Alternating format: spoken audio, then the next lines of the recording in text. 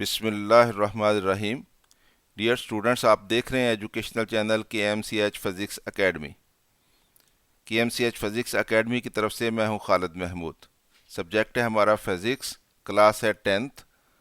हम इसकी एक्सरसाइज के क्वेश्चंस कर रहे हैं। आज हमने यूनिट नंबर 12 का क्वेश्चन नंबर 12.3 करना है।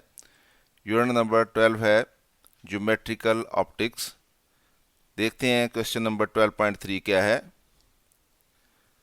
Question number 12.3, state laws of reflection, describe how they can be verified graphically। कि लॉज बयान करें रिफ्लेक्शन के और हम इनको ग्राफिकली कैसे वेरीफाई करते हैं ये भी बयान करें। Laws of reflection, there are two laws of reflection. दो लॉ होते हैं रिफ्लेक्शन के। Number 1, the incident ray, the normal and the reflected ray at the point of incidence all lie in the same plane। कि incident ray और normal point of incidence के ऊपर और reflected ray, ये तीनों जो होती हैं ये एक ही प्लेन में वाक़ होते हैं। और दूसरा लॉ है the angle of incidence is equal to the angle of reflection, यानी एंगल आई और एंगल आर आपस में बराबर होते हैं। एंगल ऑफ इंसिडेंस क्या होता है? The angle between incident ray and normal. और एंगल ऑफ रिफ्लेक्शन क्या होता है? The angle between normal and reflected ray. तो ये दोनों एंगल आपस में बराबर होते हैं। एंगल ऑफ इंसिडेंस को हम एंगल आई से रिप्रेजेंट करते हैं और एंगल ऑफ रिफ्लेक्शन को एंगल आर से रिप्रेजेंट करते हैं। तो इसलिए एंगल आई इक्वल होता है एंगल आर के।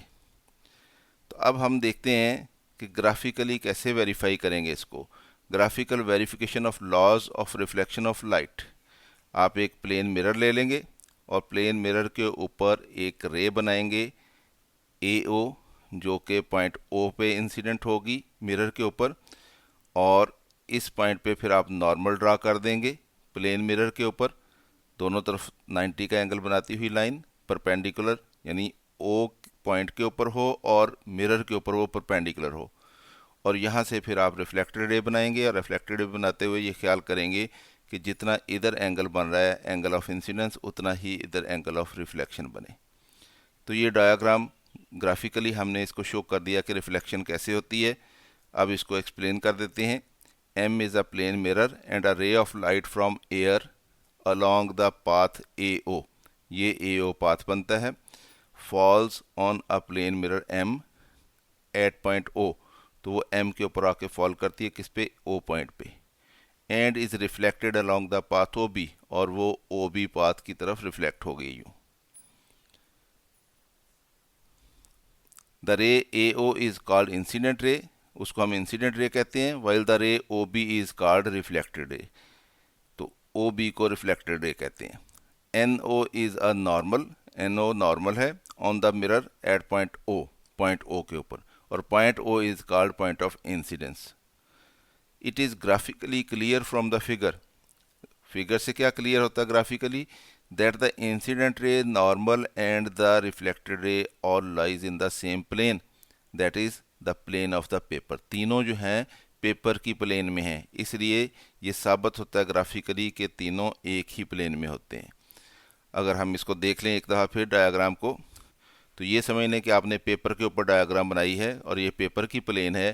तो ये AO भी पेपर की प्लेन में है, नॉर्मल भी पेपर की प्लेन में है और OB जो है ये भी पेपर की प्लेन में है। तो ये तीनों जो हैं इंसिडेंट रे, नॉर्मल और ये रिफ्लेक्टेड रे, ये तीनों एक प्लेन में है।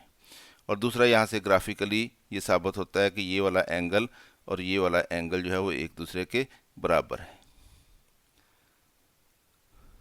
तो it is graphically clear from the figure that the incident ray, normal and the reflected ray all lies in the same plane, that is the plane of the paper.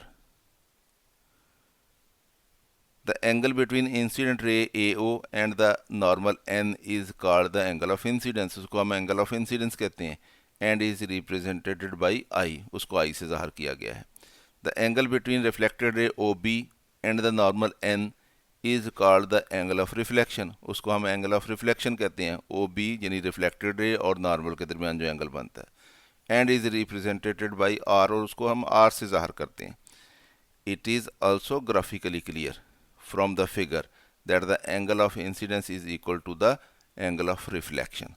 तो angle of incidence और angle of reflection जो है ये एक दूसरे के बराबर है। तो ग्राफिकली हमने डायग्राम बना के ये शो कर दिया कि ये फर्स्ट लॉ जो है यानी तीनों इंसिडेंट रे, नॉर्मल और रिफ्लेक्टेड रे ये तीनों एक प्लेन में हैं, और दूसरा हमने ये साबित कर दिया ग्राफिकली कि एंगल ऑफ इंसिडेंस जो है वो एंगल ऑफ रिफ्लेक्शन के बराबर बनता है। तो स्टूडेंट इस तरह से हमने इस क्वेश्चन को देख लिया। ख़ुद भी इसको देखें, दोस्तों के साथ इसको शेयर भी करें ताकि वो भी इससे फ़ायदा उठा सकें। अगर वीडियो पसंद आए तो इसको लाइक भी कर लिया करें, और अगर अभी तक चैनल सब्सक्राइब नहीं किया तो सब्सक्राइब कर लें ताकि KMCH फिज़िक्स एकेडमी की तरफ से आपको इस तरह की मज़ीद वीडियोज़ मिलती रहें। मेरी तरफ से अल्लाह हाफ़िज़। शाद रहें, आबाद रहें।